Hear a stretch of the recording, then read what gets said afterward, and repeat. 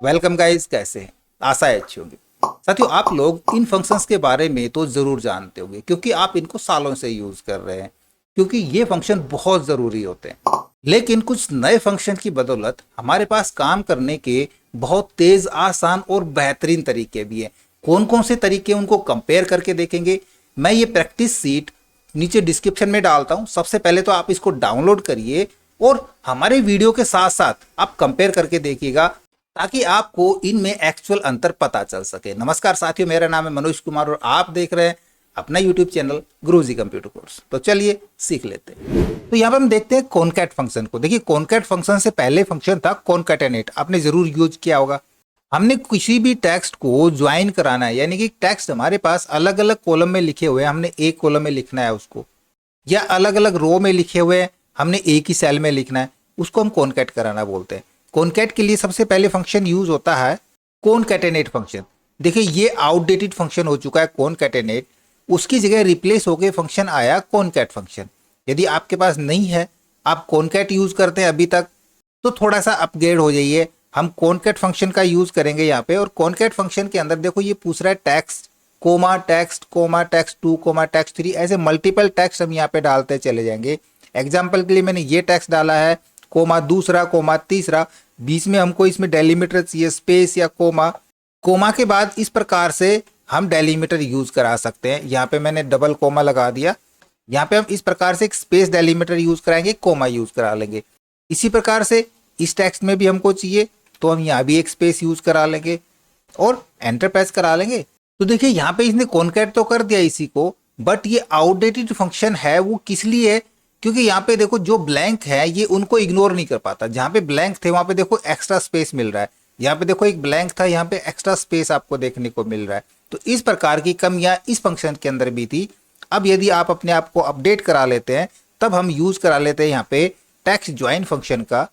इसमें सबसे पहले तो हम डेलीमीटर पास करा देंगे। जो भी डेलीमीटर है, हमको बार बार यूज करने की जरूरत नहीं है, हमारे पास स्पेस डेलीमीटर है, इसका यूज करेंगे। उसके बाद कह रहा है ट्रू और फॉल्स, यानी कि हमने एम्प्टी को इग्नोर कराना है या नहीं कराना है। इग्नोर कराना है तो उसके लिए हम यहाँ पे ट्रू का यूज कराएंगे और टेक्स्ट डाल देंगे। टेक्स्ट 1 2 3 के लिए अलग अलग की जरूरत नहीं है, हम इस प्रकार से इसमें कंबाइन टेक्स्ट दे सकते हैं। ब्रैकेट क्लोज करा के एंटर प्रेस करा लेंगे। और अब इसको नीचे तक मैं ड्रैग कराता हूं, तब आप देखोगे यहाँ पे एक्स्ट्रा स्पेस आपको कुछ भी नहीं मिलेगा। आप मैच करा सकते हैं क्योंकि ये ब्लैंक्स को इग्नोर करा रहा है। देखो, यहाँ पे मैं एक बार यूज करके दिखाता हूँ टेक्स्ट ज्वाइन फंक्शन को, और इसके अंदर आप देखोगे पैरामीटर इग्नोर एम्प्टी के बाद टेक्स्ट 1 टेक्स्ट 2 टेक्स्ट 3, इस प्रकार से मल्टीपल टेक्स्ट दे सकते हैं। यहाँ तक कि यदि किसी टेक्स्ट में हम मल्टीपल डेलीमीटर यूज करना चाहें तो वो भी यहाँ पे करा सकते हैं। या फिर किसी एक रेंज के डेटा को हम एक सेल में इकट्ठा करना चाह रहे हैं, तो उसके लिए देखो, यहाँ पे सबसे पहले तो हम डेलीमीटर यूज कराएंगे। मेरे को चाहिए यहाँ पे कोमा स्पेस एक डेलीमीटर, और टेक्स्ट के अंदर यदि मैं इस प्रकार से इग्नोर एम्प्टी करा देता हूँ सबसे पहले तो, और जो भी एम्प्टी होंगे वो इग्नोर हो जाएंगे, और इस प्रकार से हम पूरी रेंज डाल सकते हैं। ब्रैकेट क्लोज करा के एंटर प्रेस कराएंगे। देखो, हमारा पूरा टेक्स्ट जो रो में था वो भी कॉलम में डेलिमिटेड होकर आ चुका है। टेक्स्ट ज्वाइन को सीखने के लिए आप हमारे चैनल पर जाएं, मैंने टेक्स्ट ज्वाइन और टेक्स्ट स्प्लिट फंक्शन को अच्छे से एक्सप्लेन किया है। इधर देखिए, हमारे पास VLOOKUP फंक्शन है। किसी भी डेटा में से कोई वैल्यू हमने यदि फैच करानी है तो बहुत आसानी से कर सकते हैं। यहाँ पे ओल्ड वे हम VLOOKUP को मान के चल रहे हैं, तो यहाँ पे मैं फंक्शन यूज कराऊँ VLOOKUP का। इसमें सबसे पहले पूछ रहा है लुकअप वैल्यू। हम लुकअप वैल्यू यहाँ पे ये डाल देते हैं। टेबल एरे के लिए हम आइटम कोड ले रहे हैं, तो आइटम कोड से हम पूरा टेबल एरे करा लेंगे। कॉलम इंडेक्स नंबर 1 2 3 4, पांचवा कॉलम हम यहाँ पे यूज कराएंगे क्योंकि हमको यहाँ पे टोटल क्वांटिटी चाहिए। और एग्जैक्ट मैच के लिए हम 0 या फॉल्स का यूज कराते हैं। अब देखिए, यहाँ पे मैं इसकी कुछ ड्रॉबैक भी आपको बताऊंगा। यहाँ पे एन एरर दिखा रहा है, पहली बात, क्योंकि यहाँ पे एन एरर को हटाने के लिए इसके अंदर कोई भी पैरामीटर नहीं है, हमको यहाँ पे इफ एरर फंक्शन यूज करना पड़ेगा। तो यहाँ पे मैं कोई भी एक आइटम कोड डालता हूँ, मैं यहाँ पे डालता हूँ M0 है ये, MO-105 यहाँ पे कराते हैं, तो देखो इसके सामने का स्टॉक हमारे पास निकल के आ रहा है। लेकिन इसकी ड्रॉबैक क्या है? यदि हम यहाँ पे एक सेल को या एक कॉलम और ऐड करा दे, मैं यहाँ पे एक कॉलम इंसर्ट कराता हूँ, तो देखो यहाँ पे ये हमारा स्टॉक नहीं दिखाता है। या फिर हम कोई एक कॉलम यहाँ से डिलीट करा देते हैं, तो उस स्थिति में भी ये रेफरेंस एरर उठा लेता है। इस प्रकार की मिस्टेक्स और इससे भी ज़्यादा मिस्टेक कि हम यदि आइटम नेम डाल के लेफ्ट की वैल्यू फैच कराना चाहें तो भी VLOOKUP ये काम नहीं कर पाता है, क्योंकि ये सिर्फ लेफ्ट मोस्ट कॉलम पकड़ता है और राइट साइड की वैल्यू ही फैच कराता है। इसके लिए हमारे पास न्यू वे के अंदर आ चुका है XLOOKUP फंक्शन। XLOOKUP के अंदर सिंपली लुकअप वैल्यू मांगता है, हम डाल देंगे लुकअप वैल्यू, फिर ये मांगता है लुकअप एरे। उसके लिए हमको पूरी टेबल सेलेक्ट कराने की जरूरत नहीं है, हम सिर्फ लुकअप एरे इस प्रकार से दे सकते हैं। और रिजल्ट एरे के अंदर जो भी रिजल्ट चाहिए, हमको ये रिजल्ट चाहिए, ये चाहिए, लेफ्ट का या राइट का, वही रिजल्ट हम यहाँ पे यूज करा लेंगे। ब्रैकेट क्लोज करा के एंटर प्रेस करा देंगे, तो देखो रिजल्ट में हमारे पास यहाँ पे कुछ फर्क नहीं पड़ने वाला है। बट अब हम देखो यहाँ पे एक कॉलम इंसर्ट कराता हूँ, Alt+IC, देन देखो यहाँ पे ये अभी भी स्टिल है अपने वर्क के ऊपर, जबकि ये अपना वर्क खो चुका है, अपनी फंक्शनलिटी गवा चुका है। या कोई कॉलम हम डिलीट करा देते हैं तब भी ये काम नहीं करेगा। XLOOKUP के अंदर बहुत सारे पैरामीटर होते हैं, इसके नेक्स्ट पर तुरंत पैरामीटर आता है इफ नॉट फाउंड। यदि नहीं मिलता है आपको ये आइटम कोड, देन वहां पे ये ब्लैंक दिखा दे, तो ये ब्लैंक दिखा देगा। यहाँ से यदि मैं इस आइटम कोड को डिलीट कराता हूँ तो देखो यहाँ पे ब्लैंक आ जाता है, जबकि ये NA एरर डिस्प्ले कराता है। इसी प्रकार बहुत सारी एडवांटेज है XLOOKUP की, वो सारी सीखने के लिए आप हमारे चैनल पे आ सकते हैं। मैंने ऑलरेडी इस चीज़ के लिए फुल डेडिकेटेड वीडियो बनाया हुआ है। अब देखिए मैच फंक्शन का यूज आपने ज़रूर किया होगा, क्योंकि मैच फंक्शन को यदि हम इंडेक्स के साथ यूज़ करते हैं तो उससे हम एक VLOOKUP जैसी फीलिंग ले सकते हैं, या XLOOKUP की तरह भी हम थोड़ा सा काम वहाँ पे करा सकते हैं, कोई भी वैल्यू डेटाबेस में से फैच करा सकते हैं। बट मैच का एक्चुअल काम क्या होता है, ये किसी भी टेक्स्ट की पहले से वैल्यू हमको बता देता है, उसकी पोजीशन की, वो कितनी पोजीशन पे एग्जिस्ट कर रहा है। अब हम रैम की देखना चाहें पोजीशन, तो यहाँ पे हम मैच फंक्शन यूज कराएंगे। तो देखो मैच के लिए सबसे पहले लुकअप मांगता है, हम लुकअप इसको दे देते हैं। एरे के अंदर वो हमको यहाँ पे देखना है कि रैम यहाँ पे कितनी पोजीशन पे है, और एग्जैक्ट मैच के लिए 0 ब्रैकेट क्लोज करा के एंटर प्रेस करा लेंगे, तो देखो रैम यहाँ पे तीसरे नंबर पे यहाँ पे पोजीशन बता रहा है। अब एक्स मैच भी ये काम कर देगा, मैं यहाँ पे कराता हूँ एक्स मैच। उसी प्रकार से हम यहाँ भी इसको लुकअप वैल्यू दे देते हैं, लुकअप एरे भी मांगता है, लुकअप एरे भी दे देते हैं। और ये मैच मोड देखो यहाँ पे एक अलग से चीज आ गई, उसमें हमने एग्जैक्ट मैच के लिए 0 दिया था, बट यहाँ पे हम और भी मोड यूज करा सकते हैं। सिंपली यदि हम 0 यूज करा के एंटर प्रेस कराएंगे तो देखो ये अपना काम कर देता है, एग्जैक्ट मैच में दोनों काम कर रहा है। बट ये फंक्शन आउटडेटेड हो चुका है, मैच का फंक्शन। एक्स मैच से हम और क्या क्या काम कर सकते हैं, हम मोड तो बहुत सारे ले सकते ही हैं, बट साथ में हम ये मैच कराना चाहें कि हमको ये सर्च करके ऊपर से मैच करके दे या नीचे से, तो हम इसका सर्च मोड भी चेंज करा सकते हैं। बाय डिफॉल्ट ये 1 होता है, फर्स्ट टू लास्ट चलता है। यदि हम सर्च लास्ट टू 1 कराएं तो यहाँ पे -1 डाल के और एंटर प्रेस कराएंगे तो देखो यहाँ पे अब दिखा रहा है 5वीं पोजीशन, यानी कि इसने कौन सी रैम को ढूंढा, ये नीचे से गया और इसने इस रैम को देखा, तो इसकी पोजीशन कौन सी है, 1 2 3 4 5वीं पोजीशन है। जबकि यदि हम 1 डालते तो ये ऊपर से आता और तीसरी पोजीशन निकालता है। इसी प्रकार के एक्स मैच के और भी बेनिफिट देखने के लिए आप हमारा वो वीडियो जरूर देखें जिसमें हमने एक्स मैच को फुल्ली एक्सप्लेन किया है। किसी वैल्यू का टोटल लेने के लिए हम सम का यूज करते हैं, बट जब हमने कभी डेटा को फिल्टर कराना पड़े तो सम हमारा वहां पे काम नहीं करता, और एग्जैक्ट जो डेटा फिल्टर होके आया है उसका सम नहीं दिखाता है। उसके लिए यूज करते हैं सब टोटल फंक्शन, लेकिन सब टोटल भी एक जगह एरर देता है। मान लीजिए देखो यहाँ पे यदि मैं किसी भी एक चीज को फिल्टर करा के दिखाऊं, हम यहाँ पे फिल्टर कराते हैं कीबोर्ड को, ओके कराएंगे, देखो कीबोर्ड का सम यहाँ पे दिखा रहा है। या फिर हम सिर्फ और सिर्फ कंपनी पे देखना चाहें कि यहाँ से मैं यदि क्वांटम का टोटल देखना चाह रहा हूँ तो क्वांटम का टोटल यहाँ पे दिखा रहा है। बट यहाँ पे एक एरर आती है, एक मिस्टेक होती है सब टोटल के फंक्शन में। वो मिस्टेक होती है यदि कहीं पे कोई फंक्शन एरर है, कोई वैल्यू एरर आ जाती है। यहाँ पे मैं कोई भी एक वैल्यू एरर करा के दिखाता हूँ। एक फंक्शन लगा लेते हैं, इक्वल के साथ मैं कराऊँ 2/0, तो देखो यहाँ पे एक डिवीजन एरर आती है और यहाँ पे हमको एग्जैक्ट सब टोटल नहीं मिलता है। तो इसका अल्टरनेट है थोड़ा सा अपग्रेड होने का एग्रीगेट फंक्शन। ये आपको माइक्रोसॉफ्ट ऑफिस 2019 और उससे अबव वर्जन के अंदर देखने को मिलेगा। तब हम यहाँ पे सब टोटल फंक्शन यूज नहीं कराएंगे, इसको तो मैं यहाँ से डिलीट करा देता हूँ। उसके लिए हम यूज कराएंगे एग्रीगेट फंक्शन का।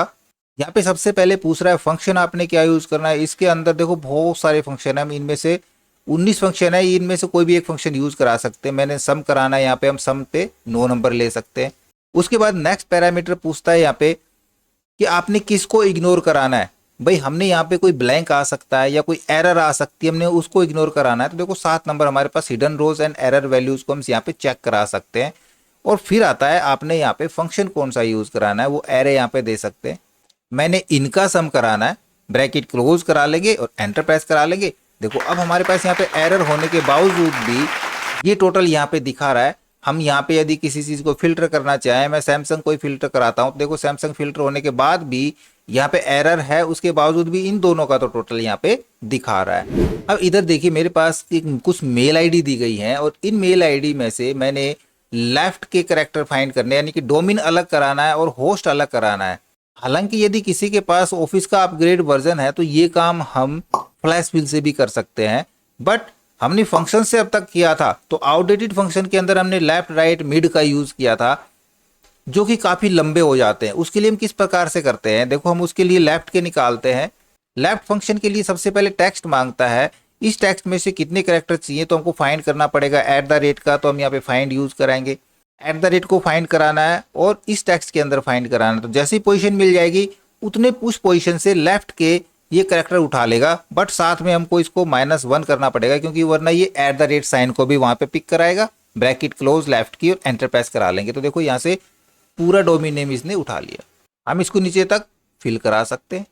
इसी प्रकार से हमने होस्ट नेम उठाने, तब हम मिड का भी यूज कर सकते हैं, राइट का भी यूज कर सकते हैं। मिड के लिए टेक्स्ट ये हो गया, start position at the rate sign से स्टार्ट करना है तो इसकी पोजीशन ढूंढनी पड़ेगी, उसके लिए भी हम फाइंड का यूज करा लेते हैं।